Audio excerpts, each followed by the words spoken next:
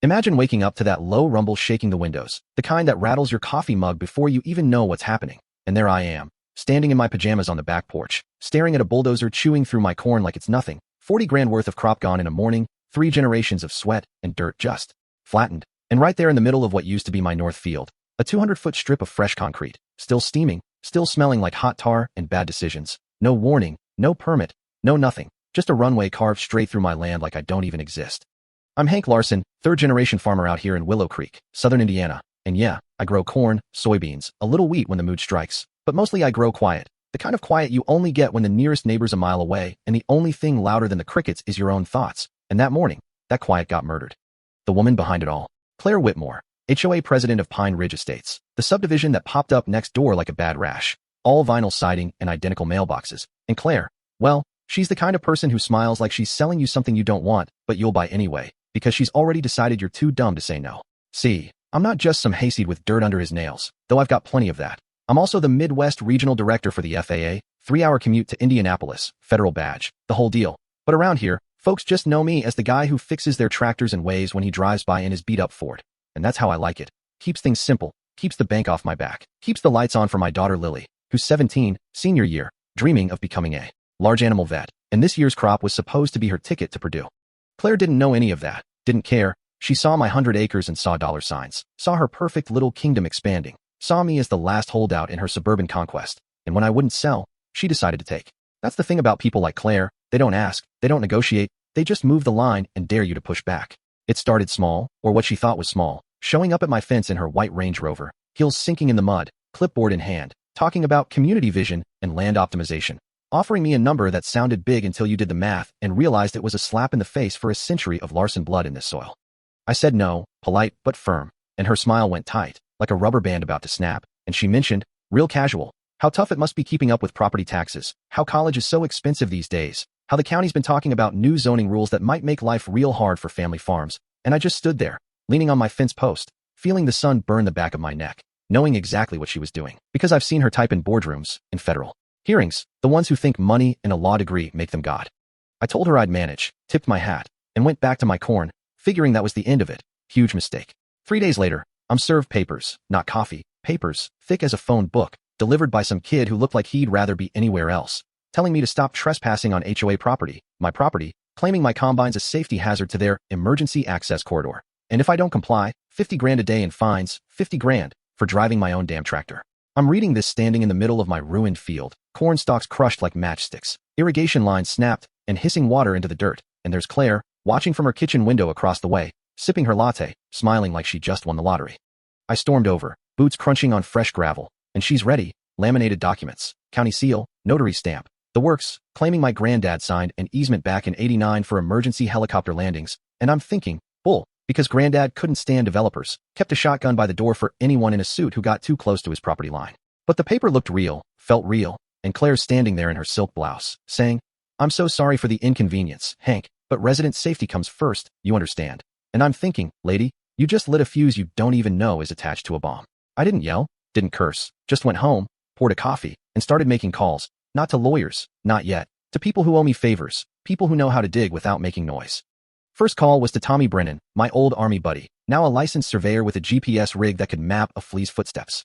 He showed up at dawn, ball cap pulled low, pretending to help me settle a fence dispute with a neighbor, and 2 days later, we had the truth. Claire's runway didn't just nick my land, it swallowed 200 feet of it, clean as a theft, original survey stakes still there under the concrete, like little middle fingers to her whole operation. I skipped the local sheriff, too many golf games with Claire's husband, went straight to state police, and Detective Laura Kane. She took one look at Tommy's data, one look at Claire's fake easement, and I could see the wheels turning, fraud, theft, maybe more.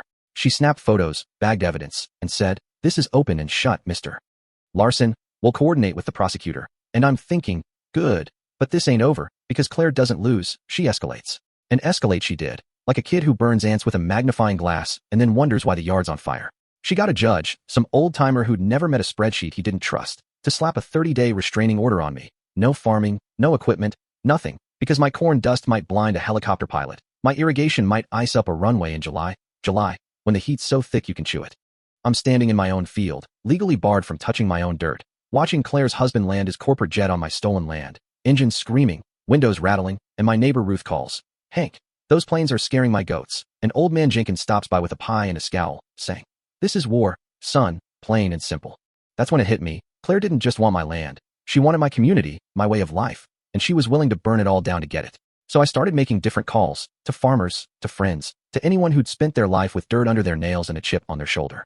By noon, I had 47 operations ready to back me, statements, photos, decades of HOA harassment, because Claire wasn't just after me. She was after all of us, our markets, our festivals, our right to exist. And then Lily, my Lily, digging through Granddad's old files for tax season, finds a folder, yellowed, smelling like pipe smoke and stubbornness. And inside, the real 1989 deed, no easement, no corridor, and a letter from Whitmore and Associates, Claire's dad, trying to pull the same stunt 35 years ago. Same land, same lies, same greed. Claire wasn't just a bully, she was a legacy, finishing Daddy's war, and she didn't even know I'd just inherited the ammunition to end it. We built a team, not loud, not flashy, but tight. Rebecca Torres, agricultural lawyer with a fire in her gut, and a daughter who'd gone to camp with Lily, Tommy with his survey maps, Frank Callahan, my FAA mentor who could smell a runway violation from a mile away, Detective Kane with her environmental reports, and Maggie Doyle, local paper editor who'd been waiting her whole career to nail a story like this. We worked in my kitchen, coffee pots empty, Emma's stressed brownies disappearing, papers everywhere, and we found it all. No environmental study for a project over an acre, wetlands destroyed, 47 FAA violations, $500,000 in HOA funds missing, and Claire's husband running sketchy flights for tax-dodging millionaires. Every landing a federal crime, every passenger a potential witness. We scheduled the reckoning for the night before the Harvest Festival, when the town would be buzzing, when Claire would be surrounded by the very traditions she'd tried to erase. But Claire, she smelled blood, or thought she did, and went full desperate, offering bribes through the county inspector, threatening Lily's scholarship, hiring a PI who asked so many dumb questions he might as well have worn a sign, vandalizing my barn with spray paint that said federal fraud, sabotaging my equipment, and then, the cherry on top, filing a terrorism report claiming I was a threat to national security because of my suspicious federal ties and proximity to critical infrastructure. I'm reading this in my kitchen, laughing so hard I almost choke on my coffee, because Claire just accused the FAA's Midwest director of being a terrorist, and she did it on official letterhead. The town hall was packed, standing room only. Air thick with coffee and rage, Claire strutting in like she still owned the room, flanked by her last two security guards who looked like they'd rather be anywhere else.